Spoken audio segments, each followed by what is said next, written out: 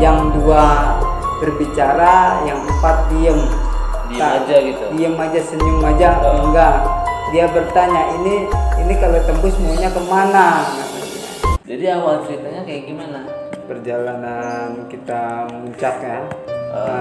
Tujuan kita ke Gunung Betung itu dari awal kita berangkat sudah sangat sengsara kalau saya bilang sama kawan. Satu saya dan satu lagi ada rekan saya. Kita berangkat dari Bandar Lampung naik transportasi umum itu sekitar pukul 8 malam. Pukul 8 malam gitu. Ya, pukul 8 malam kita berangkat, terjebak macet setengah perjalanan. Sampailah kita ke terminal Kemiling, tempat pemberhentian. Di situ tidak ada kendaraan tumpang maupun transportasi umum. Akhirnya kita melakukan jalan kaki berdua. Dari mana jalan kaki itu? Dari terminal Kemiling sampai ke Gunung Betung. Dalam arti kata perjalanan itu lika-likunya menyedihkan, dibilang sedih ya, dibilang nggak bahagia ya. Nggak sedihnya gitu, nggak sedih. Maksudnya gimana? Kita sudah sangat lelah malam itu. Malam itu pemukiman sudah pada tidak ada penduduk yang berkeluaran. Kita jalan terus menemui hutan sepi ya, jelas. Setelah menemui hutan ya ada suara-suara yang menganehkan. Suara apa? Bisa dijelasin ya? Ya seperti orang ketawa kita. Cewek, cowok? Seperti cewek suaranya, sekelebatan orang lewat. Tapi kita terus jalan-jalan dan akhirnya kita berhenti di titik di atas, di bawah pohon rimbun. Pohon apa itu? Nggak jelas, intinya pohon itu tinggi banyak. Kita sempat berhenti di situ saking itu sangat gelap. Belum ada yang namanya handphone Android zaman kita, tidak ada penerangan. Kita sempat berhenti setengah perjalanan, tiba-tiba rombongan pendaki datang menawarkan kita untuk berangkat bersama.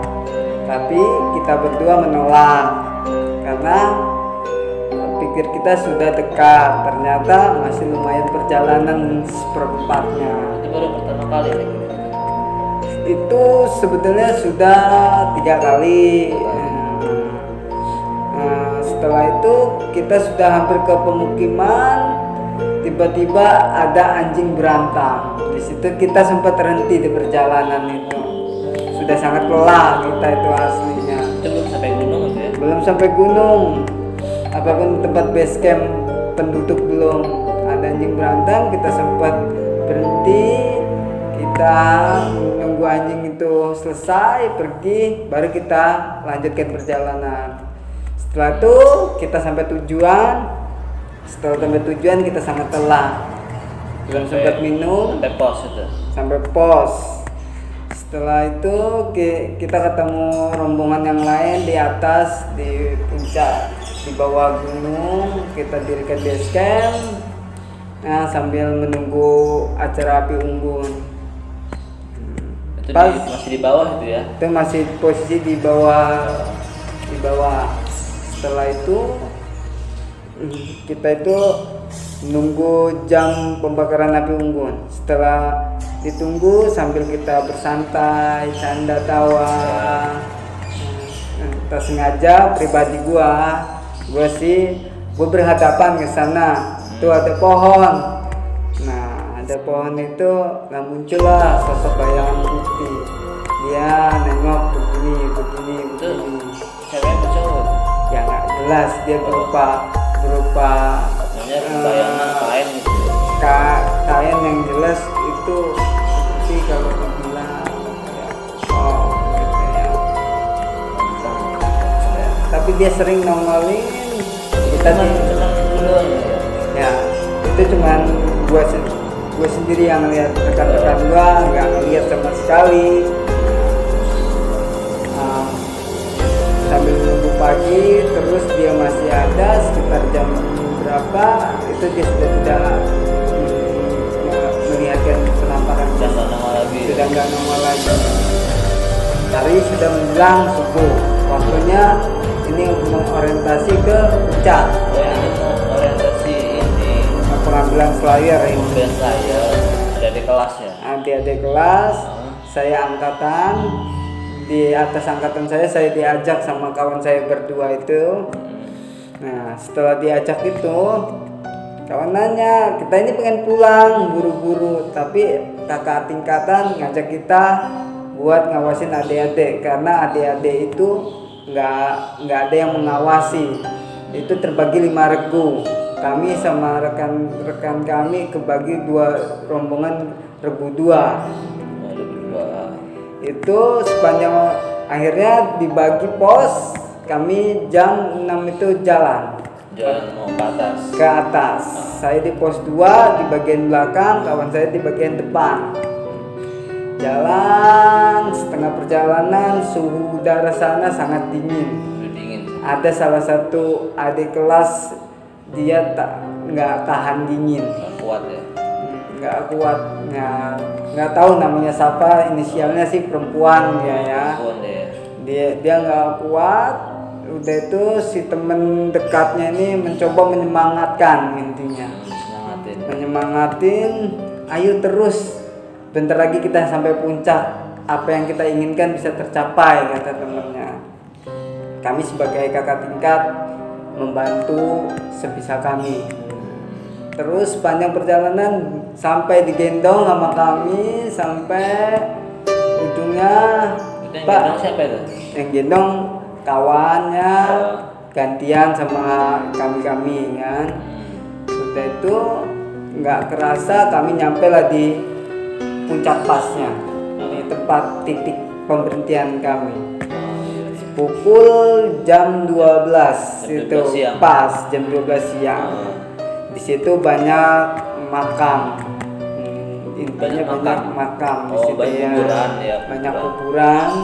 kuburan. Nah, di situ kami itu karena kami berenam itu kepengen pulang buru-buru, yang nggak kekontrol omongan sana sini, kita pengen ini buru-buru, kita sempat selfie, tiba-tiba anak mapala dari rombongan mana 6 orang juga dia datang, yang 2 berbicara, yang 4 diem Aja gitu. diem aja, senyum aja, enggak.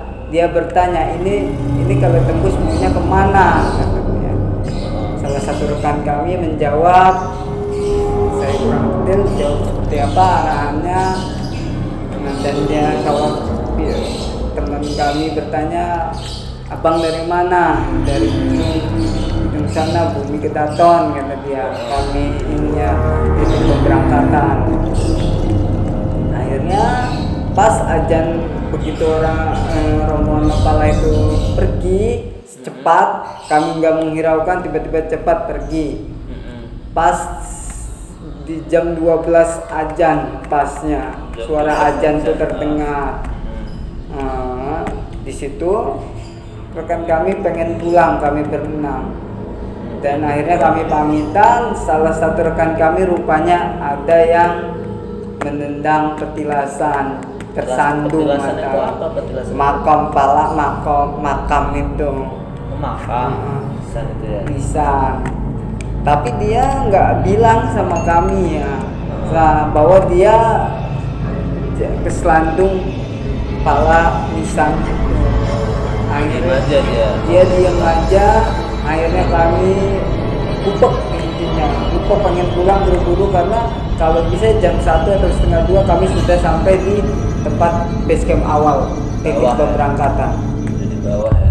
Akhirnya tanda-tanda yang kami tandai itu, mengapa itu seperti jurang.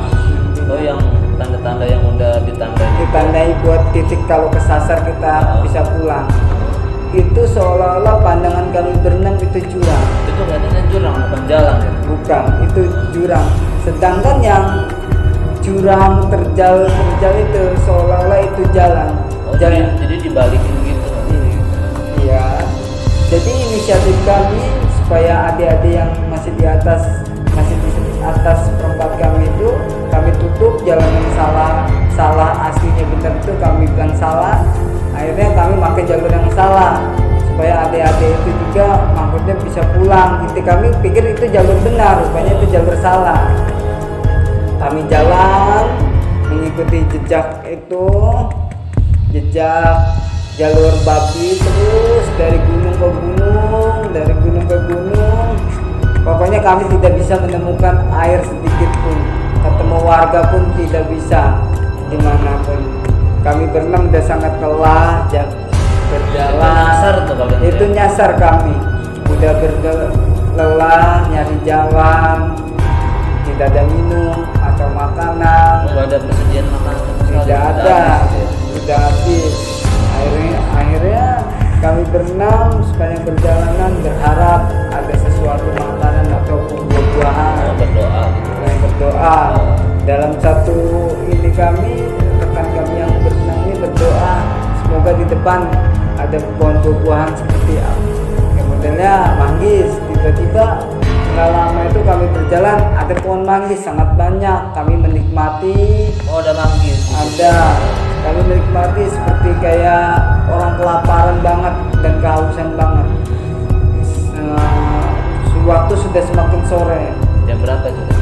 Itu pukul kami masih di ini tuh jam 5-an, masih di dalam, masih di tengah hutan. Kami jam 5 kami jalan lagi berdoa semoga ketemu pohon ataupun jambu apa pisang. Tiba-tiba ada pohon pisang jatuh dan pisang itu pun posisinya matang, nggak mentah. Akhirnya kami menikmati berenang lagi, berdoa lagi rekan-rekan kami semoga ada pohon aja. Rupanya ada pohon salah. Kami ngambil sangat bahagia di situ ya, sedih, susah, capek, senang ada, Oh, juga ada. seremnya ada. Dan kami jalan lagi tiba-tiba satu pohon itu mengeluarkan air seperti hujan, sangat deras, hujan kencang ya. Kami sangat heran kenapa dengan pohon ini kami ke depan sana nggak hujan sedangkan di bawah pohon ini hujan. Oh, cuma di bawah pohon itu. Di bawah pohon itu saja hujan. Kami nyasar Terus diminum nggak itu air? Sempet kami minum sampai kami mangap-mangap lah intinya, saking kami kehausan ya. Dan itu kami tuh berjalan dari gunung ke gunung lagi, ketemulah sosok seorang bapak-bapak pukul setengah 6 mau maghrib itu. Bapak-bapak itu di atas pohon Lagi ngapain? nggak tahu, pokoknya di atas pohon itu seperti kayak nggak bisa diambil lah intinya. Nggak, kalau kayak pohon kelapa oke bisa, itu seperti kayak pohon nggak ada yang bisa diambil. Kami bertanya salah satu teman kami, Mencerit gitu. menjerit, Pak, di manakah rumah pemukiman penduduk, jalannya? Dia tidak menjawab, cuma dia sudah memberi arah, melambaikan tangan. Oh, dia nggak ngomong. Nggak ngomong. Bapak itu cuma ngasih petunjuk doang gitu. Di situ kami pun sangat merinding. Logikanya jam 6, setengah 6 itu kami bertanya sedangkan dia masih di belakang kami. Sampai kami pulang, sampai kami menuju ke pemukiman belum ketemu, sedangkan dia di belakang aja nggak ada. Akhirnya kami jalan terus sambil berdoa, sampailah kami ke ini. Nggak terasa hampir maghrib, tepat di azan maghrib kami sampai di pemukiman penduduk. Sampai pemukiman penduduk itu, kawan kami yang kena kesandung misang itu, kami kan minta ganti sambil menjunjung dia, minta ganti karena dia sudah nggak kuat jalan karena kakinya bengkak. Di setengah perjalanan itu dia sempat cerita bahwa dia sedang kesandung misang. Disitulah kami ketemu bapak-bapak itu tambah merinding gitu. Dan akhirnya kami ke tempat warga, dia cerita lagi, maaf bahwa aslinya dia tersandung misang. Dan akhirnya kami bersandar ke warung warga. Ditanya salah satu warga bertanya sama kami, kalian dari mana dek? Dari Gunung Betung. Kami pun heran bu, kami ini sudah sering naik turun gunung. Baru kali ini kejadian kami kena kesasar, disasarin. Kok bisa? Ya sempat kami itu Bu jam 12 tuh ribut pengen pulang. Rupanya salah satu rekan kami ini ada yang tersandung lisan. Nah dia baru cerita di tengah perjalanan kami kesasar ketemu seorang sosok bapak-bapak, tapi dia tidak berbicara dan posisi bapak-bapak itu ada di tengah hutan. Kami sudah sampai, bapak-bapak itu pun sampai sekarang belum ada sampainya ke pemukiman. Ibu itu cerita gimana? kenapa kalian pas kesandung lisan nggak sejenak berdoa. Ya kami nggak tahu tuh kalau rekan kami ini tersandung lisan. Itu jelas kalian dikerjain sama makhluk gaib dengan dia. Soalnya sempat juga ada yang pernah kesasar. Ya, itu mah tengah malam keluarnya. Untung kalian maghrib bisa keluar kata dia kan. Sangat beruntung kalian berenam ini bisa keluar. Akhirnya minum es, kawan kami sudah saking lelah sampai dia muntah lagi. Saking sudah nggak bisa ngisi, saking lapar, haus, dimasukin keluar lagi. Ibu tuh bilang sering terjadi kayak begini deh, makanya hati-hati.